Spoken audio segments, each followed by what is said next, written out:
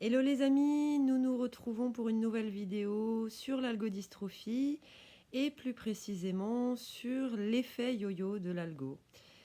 J'ai abordé à plusieurs reprises dans de précédentes vidéos que chaque cas d'algodystrophie a ses propres particularités et que parfois les symptômes peuvent différer d'une personne à l'autre ou se présenter de manière un peu différente. Ceci dit, l'effet yo-yo se retrouve dans tous les cas, ou presque. En tout cas, tous les témoignages que j'ai pu lire sur le sujet reflètent cet effet yo-yo, cet effet particulier de l'algodystrophie. Et je voulais faire cette vidéo un petit peu particulièrement pour les personnes qui, justement, ont été récemment diagnostiquées pour une algodystrophie et qui peut-être aimeraient un peu savoir ce qui les attend dans les mois, voire les années à venir. Si c'est la première vidéo que vous voyez sur le sujet, je vous invite peut-être à regarder ma vidéo intitulée Qu'est-ce que l'algodystrophie déjà pour avoir un petit peu une vue d'ensemble et éventuellement mon autre vidéo intitulée Les extravagances du système nerveux qui pourront un petit peu vous éclairer sur les différents symptômes que l'on peut rencontrer. Alors, comment se manifeste cet effet yo-yo dans l'algodystrophie? Eh bien, comme dans toute pathologie douloureuse, on va observer des yo-yo au cours d'une même journée. C'est-à-dire qu'on va avoir parfois des pics de douleur dans une même journée. Donc, selon les cas, ça peut se manifester tout de suite au réveil ou alors un peu plus tard dans la journée. Ou ce qui arrive assez fréquemment, les plus gros pics de douleur se manifestent généralement le soir, voire la nuit. Les yo-yo de l'algo ne concernent pas seulement les douleurs et autres sensations que l'on peut rencontrer avec cette pathologie, mais ils concernent également la mobilité. C'est-à-dire qu'à certains moments, sans qu'on l'on sache toujours identifier pourquoi, on arrive à ce moment précis à mobiliser davantage la partie qui est atteinte par l'algodystrophie. Et parfois, en fait, je dirais que c'est même surprenant. Moi, je sais que, par exemple, le moment où j'ai le plus de mobilité au niveau des doigts, c'est quand je me réveille le matin, que mon corps s'est bien reposé, qu'il s'est bien détendu. Et du coup, je remarque que mes doigts, j'arrive un peu plus. Alors bon, là aujourd'hui, je suis pas dans un mauvais jour. Et puis comme je l'ai déjà expliqué depuis quelque temps déjà, il y a une progression dans mon processus de guérison. Donc j'arrive plus à mobiliser les doigts que dans certaines vidéos. Mais le matin, j'arrive à les mobiliser encore un peu plus. J'arrive notamment à les ouvrir un peu plus. Donc je profite de ce moment justement où le corps est plus détendu pour essayer de les mobiliser, de les faire travailler davantage.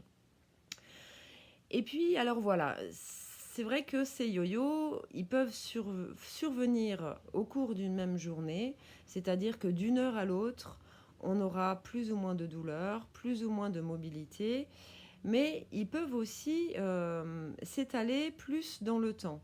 C'est-à-dire que parfois, on va observer une amplification de la mobilité, alors que ce soit de la main, du poignet, de l'épaule, qui a l'air de durer en fait sur plusieurs jours. Et du coup, ça nous laisse penser que le processus de guérison est enfin activé. Donc ça nous redonne du courage, ça nous redonne de l'espoir. Du coup, on est un peu moins vigilant, on va bouger un peu plus vite, on va faire un peu plus de choses qui nécessitent l'utilisation, par exemple, de nos deux mains. Et puis, d'un seul coup, paf, on va passer par ce que j'appelle une régression. Et donc, du coup, on va reperdre en mobilité, on va être de nouveau confronté à des douleurs qui peuvent parfois être très violentes et que parfois on n'a pas connu, en tout cas pas avec une telle intensité, depuis plusieurs semaines, voire plusieurs mois. Et je voulais en fait parler de ça parce que moi je sais que toutes ces phases où j'avais l'impression justement que ça cheminait vraiment vers la guérison, après quand je voyais ces régressions survenir, ça me mettait un violent coup au moral et je me disais mais je vais jamais en sortir. Et en fait, voilà, j'avais envie de témoigner un peu de ces yo-yo pour vous dire surtout de ne pas perdre espoir, de ne pas perdre la foi en votre guérison et que c'est pas parce que une brutale régression survient que on chemine pas vers la guérison. Ça fait partie de la pathologie. On va avoir des phases comme ça, et puis comme ça, et puis comme ça, et des fois ça va redescendre un peu plus bas, etc. Ça fait partie de la maladie, donc ça fait partie des choses que l'on doit accepter, des aspects que l'on doit accepter de cette maladie. Voilà, et surtout ne pas vous décourager, ne pas perdre espoir. Et c'est pas parce que vous rentrez dans une phase régressive que la guérison ne sera pas au bout. Alors clairement, si je peux en parler avec, avec plus de détachement aujourd'hui, c'est parce que clairement, je vois que chez moi, le processus de guérison, depuis quelques mois, il est vraiment en évolution positive, on va dire. J'ai vraiment pratiquement plus de douleur, en tout cas au repos. Après, c'est sûr que à la mobilisation, ça reste douloureux, mais concrètement, par rapport à ce que j'ai connu, ça n'a rien à voir. Donc voilà, l'expérience m'a clairement démontré que même quand il y a des brutales régressions, ça ne veut pas dire que on va repartir à zéro en fait. Et en fait, dans mon expérience, c'est vrai que alors autant on va dire pendant les 2 premières années, 2 ans, 2 ans et demi, chaque fois qu'il y avait une régression, ça générait des douleurs et une réduction de la mobilité qui perdurait pendant plusieurs mois. Maintenant, depuis, je dirais, entre 6 et 9 mois, je ne peux pas exactement le cibler dans le temps, mais à peu près, à peu de choses près, ça doit être ça. Mes phases régressives entraînent des répercussions qui durent de moins en moins longtemps en fait. Donc au lieu de s'étendre sur des mois, ça s'est étendu sur des semaines, puis des jours. Et puis les dernières expériences que j'ai eues, vous pourrez lire sur mon blog, je vous mettrai peut-être les liens dans la description de la vidéo, les liens des articles que j'ai fait à ce sujet. Les 2 dernières expériences, en fait, qui pour moi ont été vraiment révélatrices de la guérison, alors pas la guérison effective, mais du fait que ça cheminait de plus en plus vers la guérison. Ça a été une balade que j'ai faite, ça devait être au mois de mai, je crois, où il y avait du vent et où auparavant ça aurait déclenché des vives douleurs qui se seraient étendues sur plusieurs jours, voire davantage. Et là, en fait, j'ai été déjà surprise par le fait que les douleurs que j'ai ressenties sur le moment étaient vraiment minimes en comparaison de ce que j'avais pu connaître, même quelques semaines auparavant, bizarrement. Et surtout, ça n'a pas duré, ça ne s'est pas prolongé après l'exposition à ce stimuli, donc au vent. Et le dernier événement en date qui pour moi était très, très révélateur, ça a été mon voyage en train jusqu'à Nantes. Donc il y a 900 kilomètres et j'appréhendais un petit peu les vibrations dans le train. Et finalement, pareil, voilà, ça a réveillé effectivement des petites douleurs, mais qui sont restées à un seuil vraiment très supportable. Et ça ne s'est pas prolongé par la suite, en fait, comme ça l'aurait fait auparavant. Donc voilà, je voulais un petit peu partager cette expérience et surtout, voilà, pour vous aider alors, à vous préparer de ce qui peut vous attendre, à vous préparer à ce qui peut vous attendre, pardon, mais surtout pas dans le but de vous effrayer, en fait. Juste pour vous y préparer, savoir que bah, ça peut se produire de cette façon, mais encore une fois, chaque cas est vraiment particulier. Donc, c'est pas forcé que ça se passe de la même façon pour vous.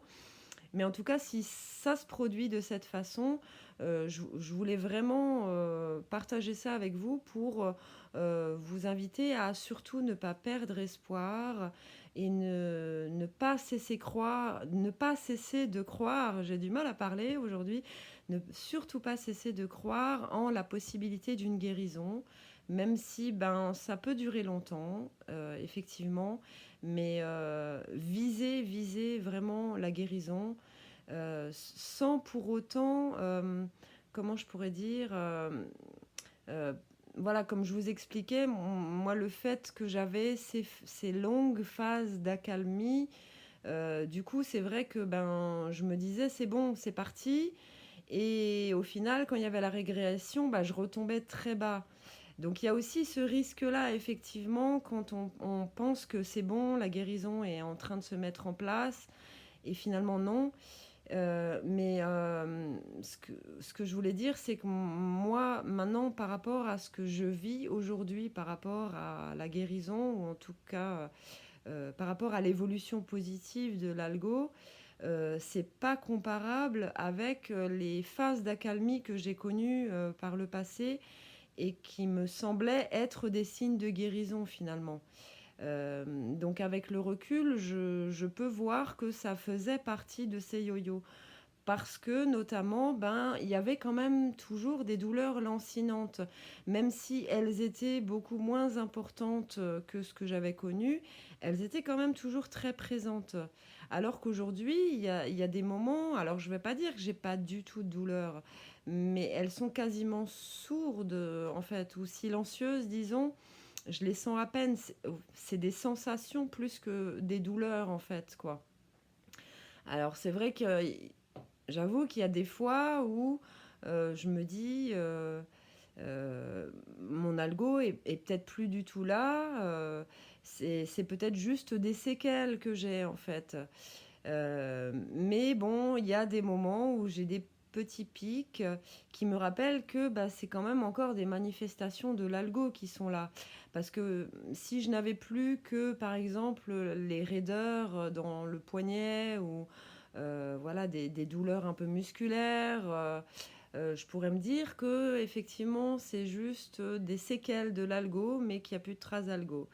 Mais concrètement, il y a des petits signes qui, par moment, me montrent que bah, l'algo est encore là, mais qu'elle est beaucoup moins présente. Il y a des petites décharges électriques, l'hypersensibilité cutanée qui, par moment, se réveille, reprend un petit peu d'ampleur. Mais encore une fois, concrètement, c'est rien par rapport à ce que j'ai vécu. Donc surtout, ne perdez pas espoir. Et si vous sentez que bah, cette maladie influence vraiment considérablement votre état psychique et émotionnel, je vous encourage vivement à vous faire accompagner sur le plan psychologique. Moi, je sais que ça m'a beaucoup aidé en tout cas.